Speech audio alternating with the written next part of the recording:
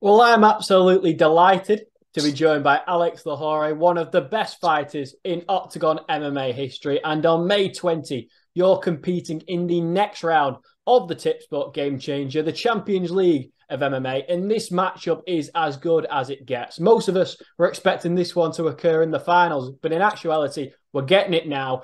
David Kozma, it's a big one. And how are you feeling going into this matchup against a guy who's had such an incredible time in Octagon? Hey, thank you for having me. Yes, I'm feeling great. Preparation's been great, and yeah, I'm excited for this fight. This fight is what I do this sport for. I want to fight the best and yeah, do the biggest fights. So, what do you make of him as a person, as a fighter, and has there been much trash talk between the pair of you? Well, it's a bit difficult to get some trash talk going on because of the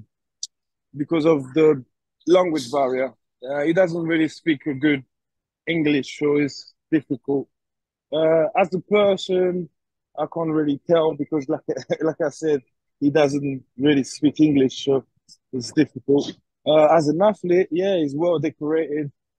Um, I think he makes a lot of mistakes during his fights, and but he's very experienced. He's got way more fights than I have, and yeah, it's a fight that I'm looking forward to. And I've got to ask you, what do you make of the pink hair? The pink hair is not really my thing, but everyone needs a persona. Everyone needs to make themselves a little bit different. So Yeah. yeah, yeah. So, what do you predict in this fight? How are you going to get the job done? So in this fight, I predict to be all over him everywhere the fight goes. So I'm expecting him to try and take me down, and yeah, if he make that mistakes to try and take me down, um, it'll be a bad night for him because we've prepared very well and we've got few things ready for when he tries to take me down. But for the striking wise, as you've seen in my previous fight, is what I enjoyed the most. So I I know I'm a better striker than him. The last time he fought, there wasn't really much striking in his fight. It was mostly like a wrestling match. Um, and yeah, I think we're gonna finish him either on a submission or a KO. So, assuming Yeah. you get the win here in front of 20,000 fans in the O2 Arena in Prague, what do you make of the rest of the tournament? Because I know there's another matchup on this bill in the Tipsport Game Changer, and we've got heavy hitters, the likes of Christian Youngworth in this tournament. So, when you envisage winning all these matchups and getting to the final, who do you think you'll be staring across from at that point? I'm not sure because I'm not really looking that far ahead. I always like to look at what's in front of me first. So I haven't really looked into that yet, and even with the team, we haven't looked into it. But yeah, I think after we beat Kosma, we should be facing Vilosevic. He's a very good rounded fighter as well. We were supposed to fight him previously, but it didn't happen. So he's the one that we would want to face next. But like I said, our focus now is just to fight Kozma. And throughout your career, you've always been exciting. You've always been incredibly high level, but now you've teamed up with GB Top Team and they've added even more strings to your already impressive bow. Can you tell me what it's been like training with them? And now that you seem to be getting the respect that you deserve after winning titles in so many different organizations. Yeah, so me joining GB Top Team it's been great. It's like I've finally find my dream team. So yeah, I share the mats with guys that fights, all over the world in big organizations like PFL, Bellator. There's other guys as well on on Oktagon. There's guys that fight in still fights in a UK scene like Cage Warriors and Fight Star, and organizations in the UK. So it's good for me to mix in the gym with other fighters and competitors that do exactly what I do. Also, the fact that I'm training with an ex UFC guy who actually has been there, done it. It's another great it's another great, not opportunity, but what's the word again? Asset to my game. His vision on things is exactly what I need to better my game. And yeah, I'm very happy, very pleased, to work with Brad Pickett and Ashley Grimshaw and all of the guys in the gym. A lot, um, develop my game and fix those little mistakes that I never used to be able to fix before. And now most fighters have interesting backstories. You, for me, have an incredible one.